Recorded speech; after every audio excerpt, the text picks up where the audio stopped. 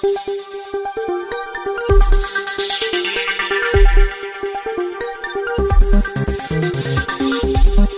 आपसे मिलने के लिए तमाम बिल्डर्स यहाँ पर आए हैं और वो खुलासा भी किया है कि पैसे को लेकर जो आप पर आरोप लगाया था उसको लेकर उन्होंने खुलासा भी किया। तो क्या कहेंगे आगे की आपकी रणनीति क्या होगी?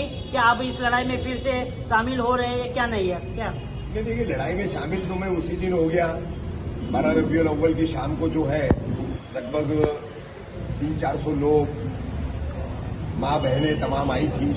तो उसी दिन मैंने आप लोगों की मौजूदगी में कह दिया था कि भाई मैं लड़ाई में शामिल हूं और जिस तरह से सबसे आगे था वैसे फिर से मैं आगे हूं।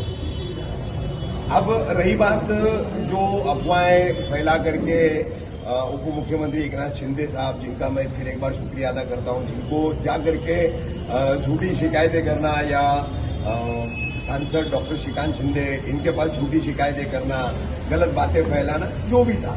अब ये तमाम लोग हैं, आप लोग सब जानते हैं, आज इनका खुलासा आपके सामने आया है। तो अब मुझे इस मुद्दे पर ज्यादा बात करने में कोई इंटरेस्ट है नहीं। आरोप लगाने वालों का या अफवाह फैलाने वालों का, शिकायतें करने वालों का जवाब ये लोग दे चुके हैं। अब अहम मैं तमाम लोगों को एक जानकारी दे देता हूं कि ये जो पूरा कोर्ट में मैटर चल रहा था जनवरी 2025 में, सुभद्रा रामचंद्र टकले रिट पिटीशन नंबर 598/25 ये फाइल हुआ। फरवरी में इसकी 9 जून में इसकी पहली सुनवाई हुई और ये उसके 1 महीने पहले ही कुछ फाइल हुआ था।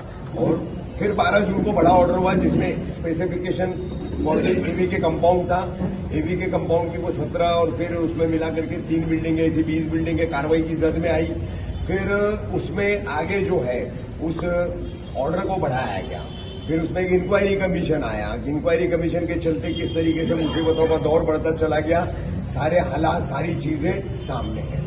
अब आपको बता दूं कि फरवरी से लेकर के सितंबर तक ये बेंच जो चल रही थी, जस्टिस गिरीश कुलकर्णी और जस्टिस आरिफ एस डॉक्टर, जिसमें जस्टिस आरिफ एस डॉक्टर बाद में उस बेंच से हट गए थे, सिंगल बेंच पे चले गए थे। फिर जस्टिस देशपांडे मैडम आई थी कुलकर्णी सर के साथ में। तो अब एक बात यहां पर सबको मैं बताना चाहूंगा, बहुत बड़ा कोर्ट प्रोसीडिंग्स को लेकर के अपडेट है।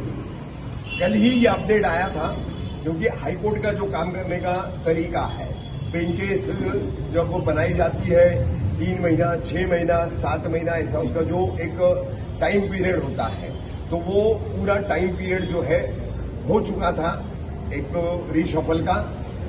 बोर्ड सेटिंग्स जो है, जजेस की सिटिंग्स जो है उसकी चेंजेस का, क्योंकि बॉम्बे हाईकोर्ट के चीफ जस्टिस आलोक आराधे ये सुप्रीम कोर्ट में जज के तौर पर प्रमोटेड किए गए।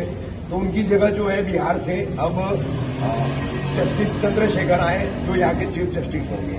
अब उसके बाद सारी सिटिंग्स चेंज होनी ही थी और वो रूटीन तौर पर वो सिटिंग्स चेंज हुई है। वो रूटीन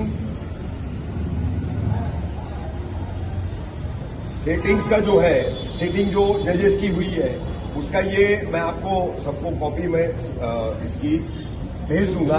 ये गैजेट है, ये कौन से जज कौन सी बेंच देखेंगे, कौन से मैटर देखेंगे, ये जो डिसाइड होता है। तो उस हिसाब से अब जस्टिस गिरीश कुलकर्णी इस मैटर को नहीं देखेंगे। ये मैटर जो है अब जस्टिस रविंद्र घुगे इनकी बेंच के पास चला गया और कल 8 सितंबर है, वो सुनवाई है। तो वो सुनवाई के लिए जो है ये देखिए उनका कल का बोर्ड लिस्ट का नंबर है मैटर का हमारा,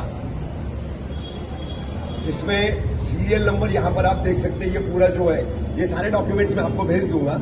ये सीरियल नंबर 139 पर लगा है। अब हाईकोर्ट में आपको पता है कि कितना काम ज्यादा होता है और 40-50 मैटर एवरेज जो है किसी भी कोर्ट में चलते हैं। तो अल्लाह ने इतनी बड़ी राहत फरमाई है, इतनी बड़ी मदद की है हमारी कोर्ट प्रोसीडिंग्स के ताल्लुक से। और कल अगर हियरिंग होती है या नहीं होती है, जो भी रहेगा वो सामने आ जाएगा। लेकिन अब तक के जो है हाईकोर्ट के कामकाज के तजुर्बे के मुताबिक इतना लंबा बोर्ड कभी किसी कोर्ट में चलता नहीं है।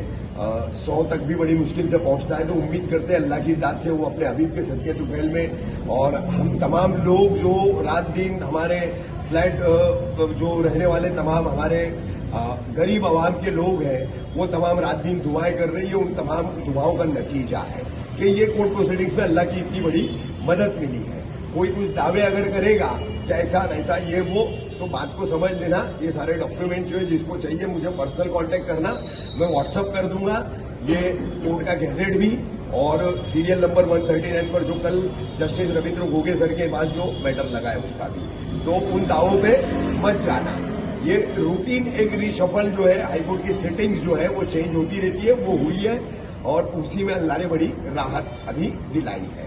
बस दुआ कीजिए कल का दिन संभल जाए तो आगे हमारी लड़ाई और आसान हो जाएगी। रफीक अंदर जी, आपके ऊपर इल्जाम लगा है कि डिप्टी सीएम को बोला गया है कि आपने 25 लाख रुपए बिल्डरों से लिया है। ये आपके ऊपर इल्जाम लगा है, उनके पास जाके किसी ने मैसेज दिए। तो अभी हमने बिल्डरों से भी बातचीत की, उनका कहना है कि हमने 1 रुपया भी रफीक अंदर को दिया। आप किस तरीके से इसका जवाब दोगे? देखिए, मैंने पहले ही उस बात को कह दिया था, फिर भी आप कह रहे हैं तो मैं फिर एक बार थोड़ा सा बोल देता हूँ इस पर कि शिकायत करने वाले वो तुच्छे लोग हैं, उनकी सोच ओछी है। क्योंकि बार बार हम इस पूरी लड़ाई को लड़ने के लिए जो तरीके बता रहे थे, उसमें एक तरीका था कि जो फ्लैट ओनर्स हैं, बिल्डिंग बनाने वाले हैं, ये सब मिल करके आवाम जो है वो मैदान में आए। क्योंकि मैदान में आकर के जब तक हम प्रशासन के सामने ताल ठोक करके जो है दमखम के साथ